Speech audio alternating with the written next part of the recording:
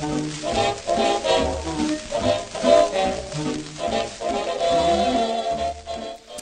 everyone, and welcome to A Nightbird. I'm Claire, and I'm really sorry that this episode is so late this month, but we had real issues with the sound. Ended up having to scrap the whole thing that I'd filmed before and buy a new microphone. And, you know, not knowing a lot about microphones, we ended up getting the wrong advice, buying something that was more for singing and had to be held right next to your mouth. Otherwise, you couldn't hear me at all.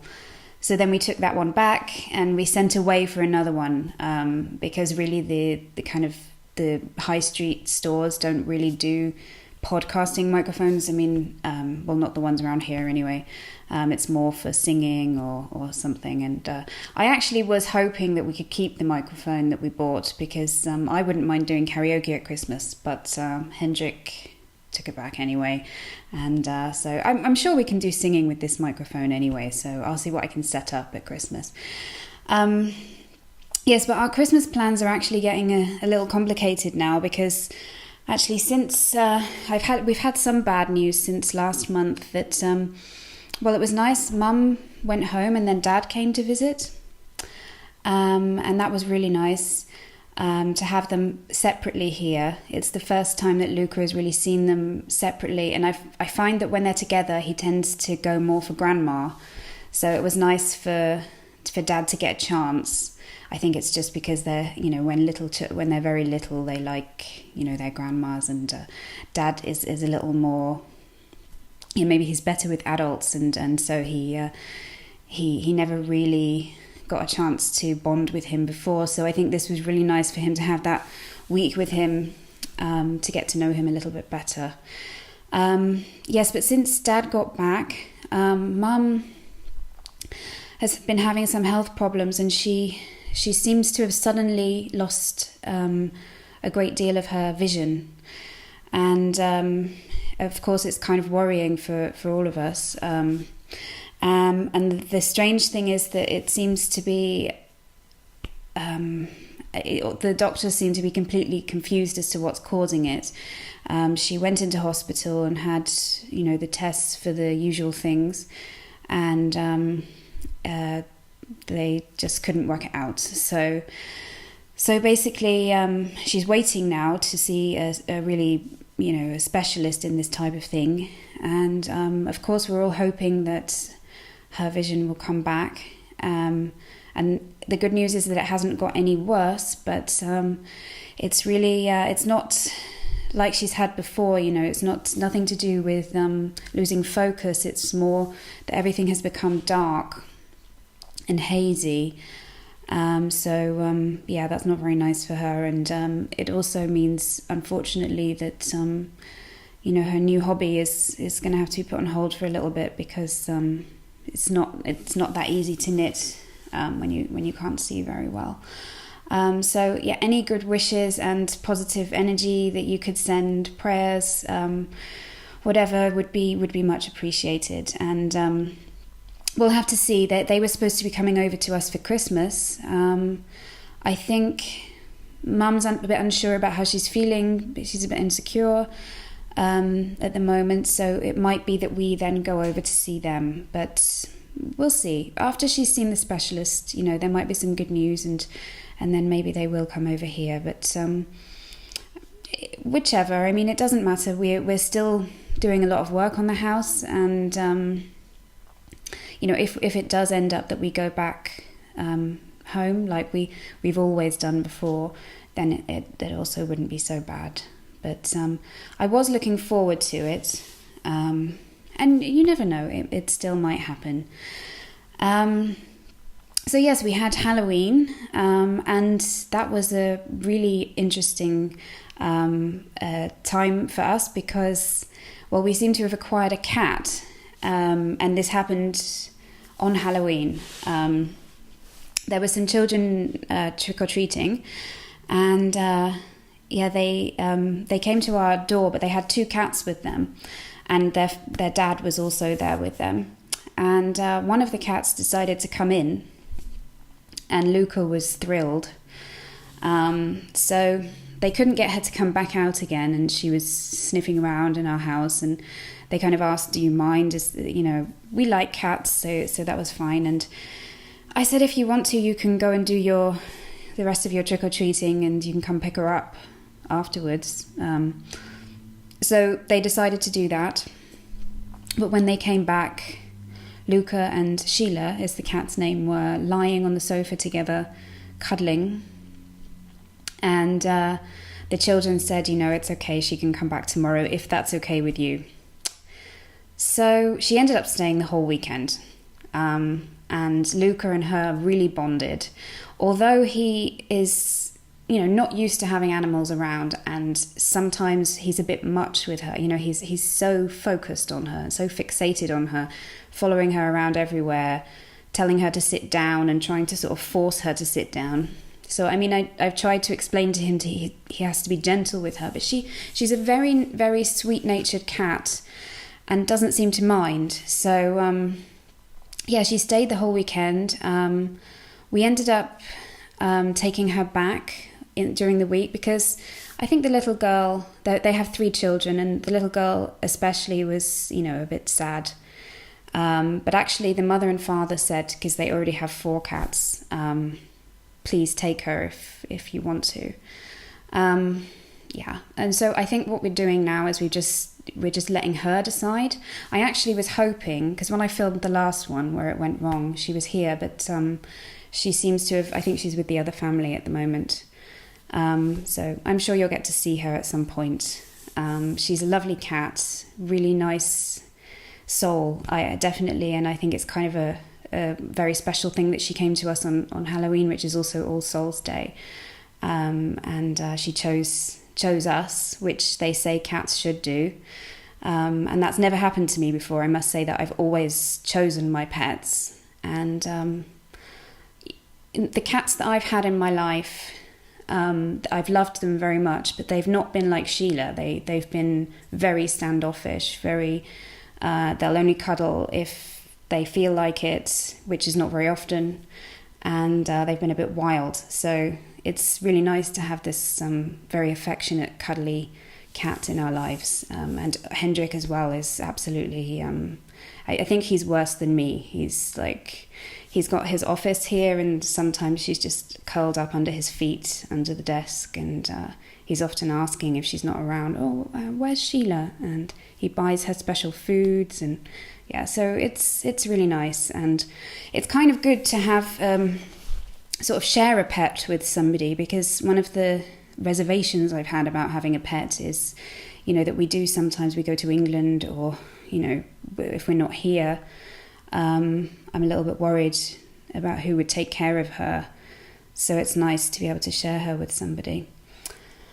It seems like it is such a long time since I last filmed this. But mainly the events that happened this month were, Halloween. Oh, and the actual Halloween that was the night of Halloween that Sheila came. And then we actually celebrated Halloween the next day, because it was a Saturday. And we decided to go to a local farm who were having a bonfire for Halloween. And I have to say that this is where I took a step closer to being really glad that we moved out here to the countryside, because you wouldn't get a party like this in Berlin. It was really special under the stars. You could see that the whole sky was clear. They had 2 really big bonfires, set up in this sort of pyramid with really, they were really fierce, the flames, and, Luca had never seen anything like it. They also had smaller fires around where you could toast marshmallows, and everybody was dressed up. The fire brigade was there. And they let the children climb on the fire engine and try on the hats and so on. So that was really nice and really special. And it wasn't spoilt by, I think in Berlin, most of the Halloween parties are, I don't mean to say spoiled. I mean, we're all young ones, but they tend to be very kind of alcohol-fueled sort of crazy parties. And when you have a little child, you want something a little bit more family centered, and we really got that here, and it was really nice. And Luca actually dictated the whole thing as to what we should wear. He wanted to be a pirate. Papa had to be a pirate as well, and I had to be a fairy, and I was wondering why, but the reason is so that I could be their victim. And so it was basically all the time that the pirates had to catch the fairy, and I had to scream, "Oh no, let me go," and he had the great time. So that was lovely, and he's really getting used to these things now, these celebrations. He's looking forward to Christmas. He doesn't really remember it, but I think he remembers the characters like Santa and snowmen and things like that. And he's often asking about, is he going to come down the chimney? Is he going to bring me my presents? When is he coming? And he'll definitely enjoy it this month. So I'm going to set, because we're not doing any knit-alongs until January now, I'm going to set up a thread just so that we can share our Christmas knitting, because I definitely want to get started on that now. It really isn't far. I tend to not start with Christmas until Halloween is over. And I guess, I don't know, in America that might be different because you have Thanksgiving first. And I still am waiting to one day go to a Thanksgiving dinner. It's funny, I've had a lot of American friends in my life, and I've had a lot of invites to Thanksgiving dinners. I even had 2 American flatmates at one point who did, over the 2 years that we lived together, they made a Thanksgiving dinner, but for some reason it was always I was away or something. It's just never worked out. So so maybe for Americans it's more that you wait until Thanksgiving is over and then you start getting excited about Christmas. But I'm kind of getting there now, and I'm starting to think about what to make for people. I certainly would like to make a lot of my gifts this year. Well, I'll show you next what I've been knitting. A couple of them, well, one of them at least is a Christmas present, and the others, I'm not going to show you everything I'm knitting because there's too many things on the needles. But the things that I've actually been working on, and I hope to kind of start working through that pile of half-finished things at some point, maybe in the new year, but we'll see.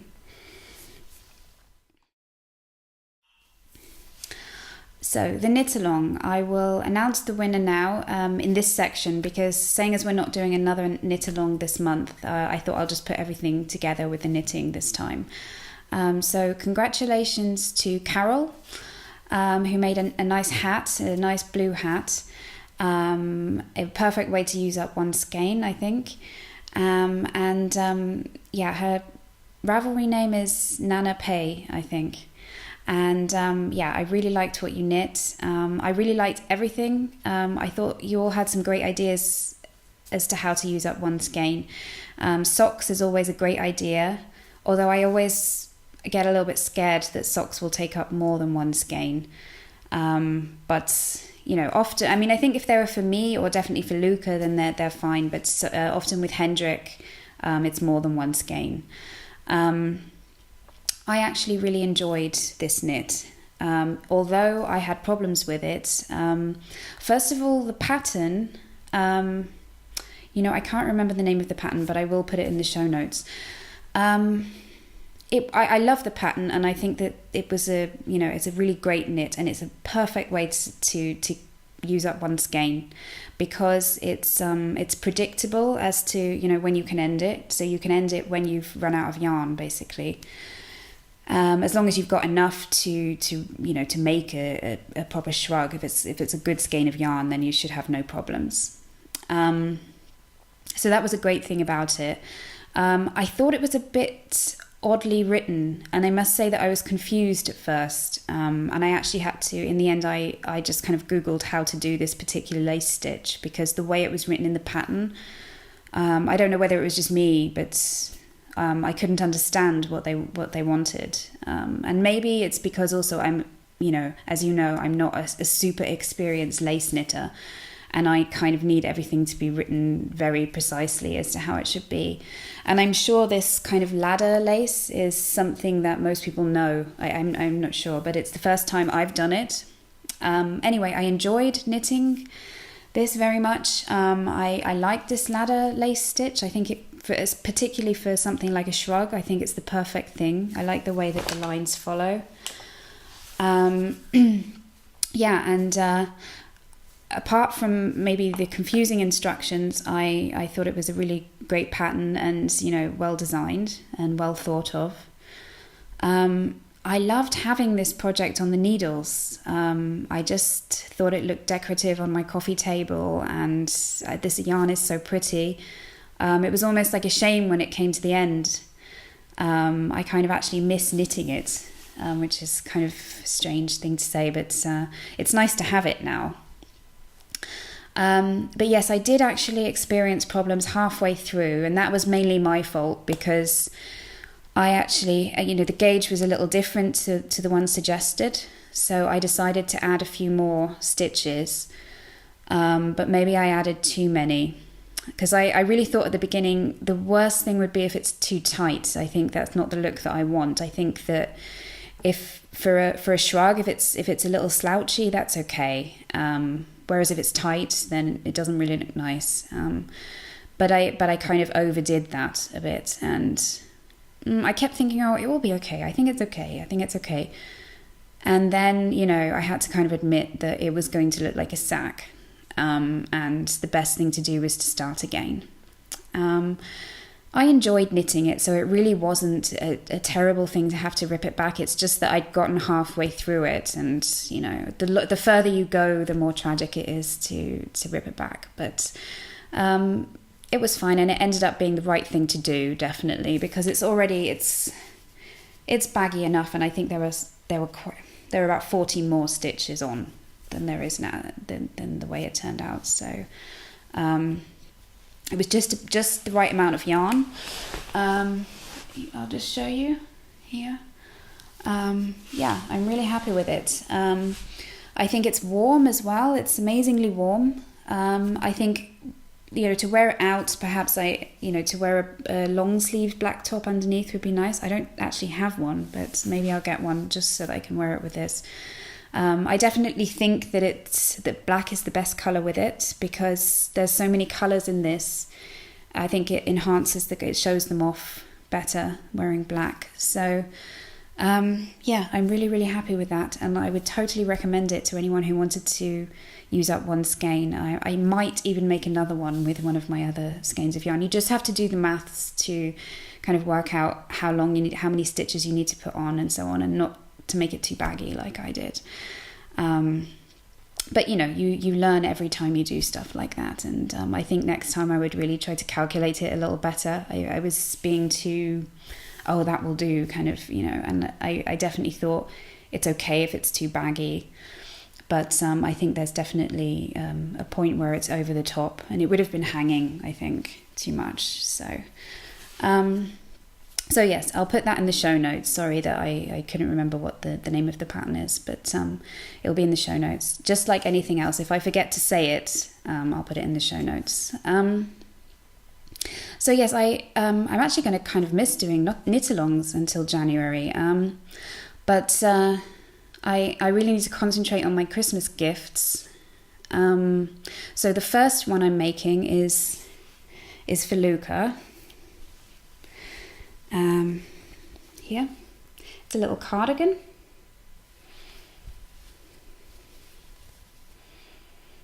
So I'll show you in more detail. You can see there's cables down the front on each side with a sort of top-down raglan, and then at the back as well. So it's going to be lovely and warm and snuggly. I love this yarn. It's actually a yarn that I bought in the January sales last year when I was in England, Rowan Tweed. And it's, again, very autumnal colours. I hope you can see now in this light. It's starting to get dark outside. Reminds me of a pile of autumn leaves. I'm really into these autumny colours at the moment, and I think this is going to be lovely, snuggly and warm for him, and I really hope to get it finished by Christmas. I should think so. It's my favourite project at the moment. It's one that I only started it at the end of last month, and I think I've got quite far with it. And that pattern is actually from the Emitiflage ebook, which I did a giveaway for earlier on in the year. And I've already knitted, I've started a cardigan from there, and I already knitted his last jumper from there, which fits him very well. So, that one is called Lucky You, the one that I'm knitting now. And there's also a matching one for the adults as well. I mean, it's something that I considered making for Hendrik, but it would be a huge project, and I certainly wouldn't be able to get that finished before Christmas. So I don't think I'll try, to be honest. But maybe later on, if he likes it on Luca, perhaps I can think about making one for him. I've never made him a sweater before because, well, first of all, he's not a huge knitwear fan. I've made him socks and a hat, and he wears those, and it would be a real shame if I made him something and then he didn't like it, so I think it's important. And he tends to be honest with me, and he has said, please don't make me a sweater because I'm scared that I won't like it, and it will be complicated and everything. So, but maybe if he sees that one on Luca, I might have a go. But before Christmas, I really want to focus on, well, mainly Christmas decorations. I really enjoyed making Christmas decorations last year. I crocheted a garland of stars, and I made some little miniature hats for the Christmas tree. And I would really love to set up this thread so that we can exchange ideas. So I will certainly as well send you links to those, because I can't remember as well what exactly the pattern was. But the garland of stars was super easy if you like crochet. You can easily just sit in front of the TV and quickly make these little stars, and then you put them on this string. But yes, I'd like to share not only yarn crafting ideas, any kind of Christmas decoration ideas. I mean, there's lots of things you can make with paper. I've actually seen people using old music manuscripts to make little stars and hearts and so on. I'd like to do that actually, because it looks very nice then on the printed on the stars and the hearts and whatever, or any shapes, Christmas shapes. So I'd like to have a go at that. But let's share any of these ideas. So after this episode goes out, I'll set up a thread, we can tell what gifts we're making, what decorations we're making, and hopefully inspire each other. So what else? This is slowly growing. I show this to you every time, and it probably doesn't look any different to you. But believe me, it's growing a little bit. But I must say, it's boring. And I'm only doing it because I really like this pattern, and I can't wait to get to the collar and eventually wear it. But it's going to be a slow one. Yes, and there were the slipper socks that I was designing, which I was very keen on knitting actually last month. But the reason I haven't stopped on them. I mean, I've gotten a bit further. I turned the heel. I started to get a bit scared that I don't have enough yarn for these. So I've actually started using another yarn for the bottom, because I'm going to be putting a sole on them anyway, so you won't see this bit. I think it might be okay. I'll know better when I get to the end of this slipper, and if it really isn't enough, then I can order some more from Serendipity. But because it's a hand-dyed yarn, it's always a bit tricky, that the colour won't be the same. We'll see. I should just get on with it, and then, then I'll find out.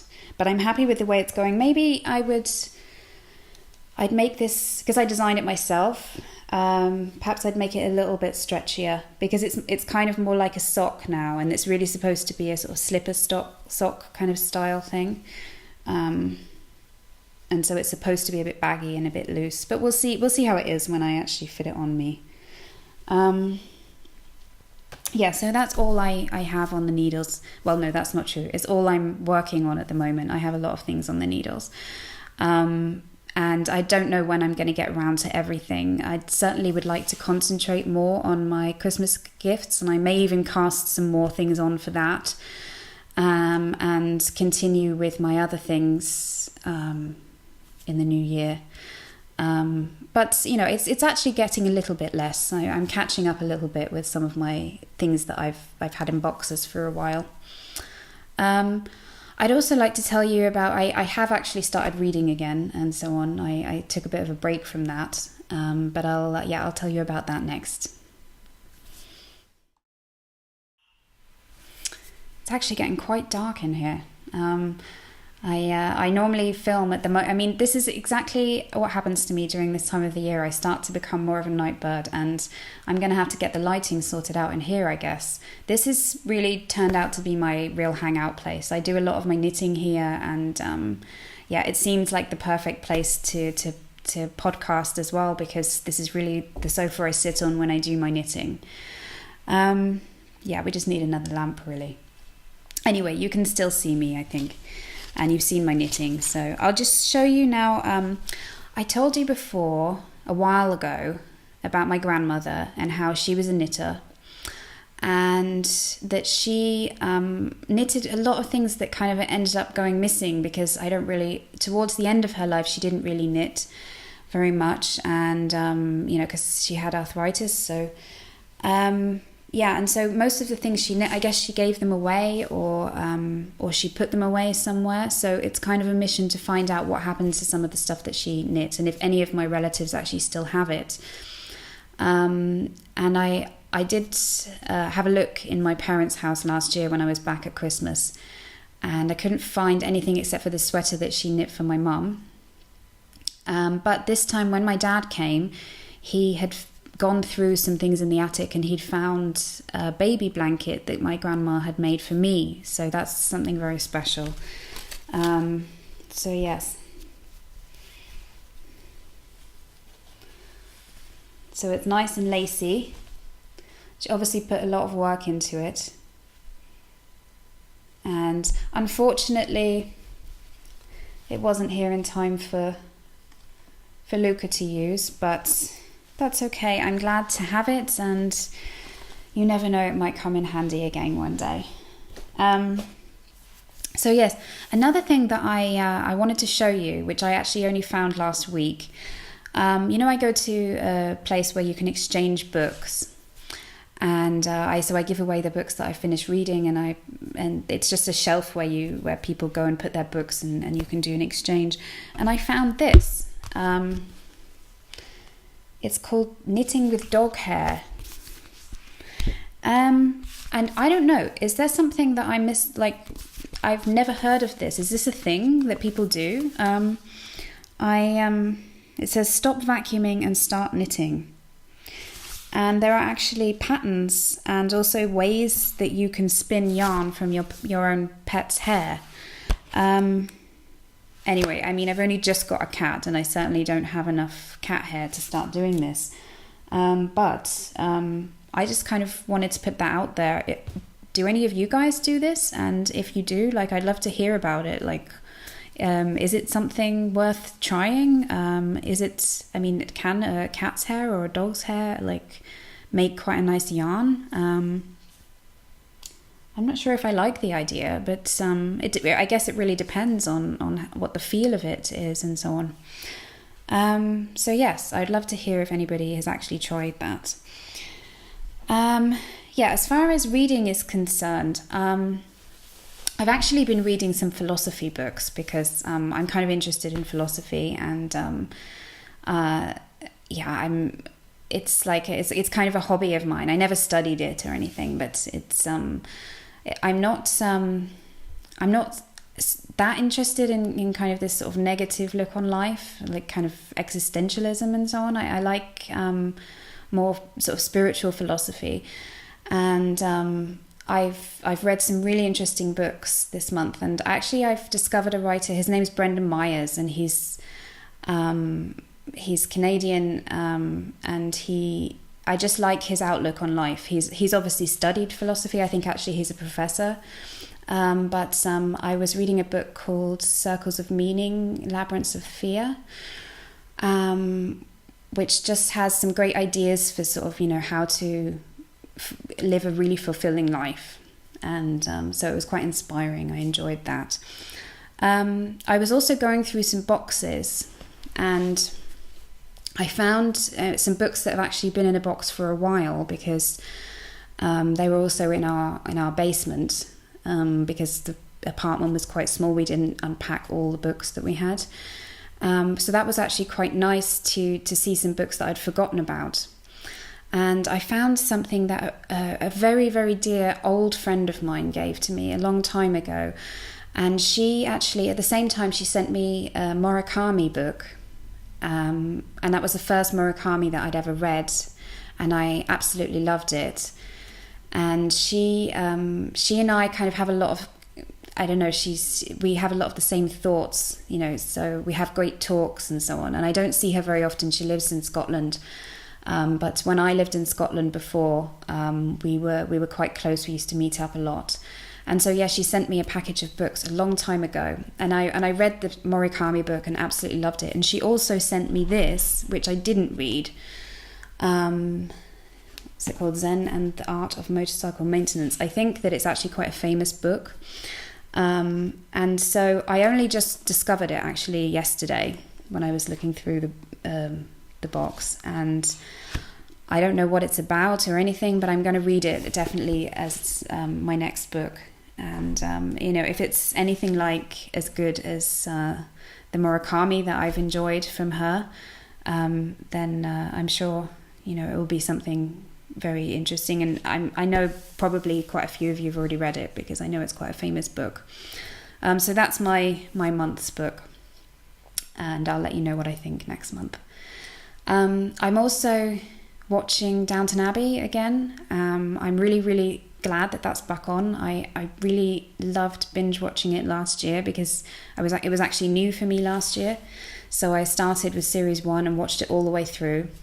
And I'm kind of trying this time as well to save up some of the episodes to watch them when I have a bit of time for me, and maybe that I can stay up a bit late some evenings knitting and watching Downton Abbey. And I know as well that Call the Midwife will be on quite soon as well. So once Downton Abbey is finished with, I'll have that. I won't have to wait too long, and I'll have that to look forward to. But what else I've been watching is I've become quite interested in history, mainly because when I was at school, we learned so much about the war, about World War I, World War II, because basically it was the most important topic in history at that time, and it was really the main thing that they wanted to focus on most syllabuses. So I didn't end up learning much about the kings and queens of England, or any of the other things that I might find interesting. And certainly when it comes to German history, I don't know much that came before the First World War. And there's been a great documentary series on German TV, which has actually been translated, I think. It's called Die Deutschen, so it's the Germans. And it basically takes you from the beginning, like important people throughout the history of Germany. And I've been enjoying watching one or two of those and trying to kind of make some sense of the history and what order it comes. And these important people that built Germany, and how Germany was actually just made up of little villages. Really, it didn't become Germany until a lot later. And I found it very interesting as well how the Romans actually didn't get that far in Germany, not like they did in England, So that's why maybe there's a really different feel here in Brandenburg, because the Romans didn't really get this far. So yes, these are the things that I knit along to, and I would certainly recommend them if anybody else is interested in history. I want to get started as well on English history. The kings and queens of England, I have no idea what order they come in, I kind of roughly have, some of the most famous ones. But yeah, it's nice to know like how. I think sometimes you don't understand it unless you see what happened before, and what led up to that point. It seems kind of difficult to understand. So yes, I look forward to sharing our ideas about Christmas, and I hope I'm not too early for you guys getting excited about Christmas. Please enjoy Thanksgiving, those of you who are American, and after that, we can, and certainly next month, we can get into the Christmas spirit a little bit. So until then, enjoy your knitting and crafting, and I'll talk to you next month. Goodbye.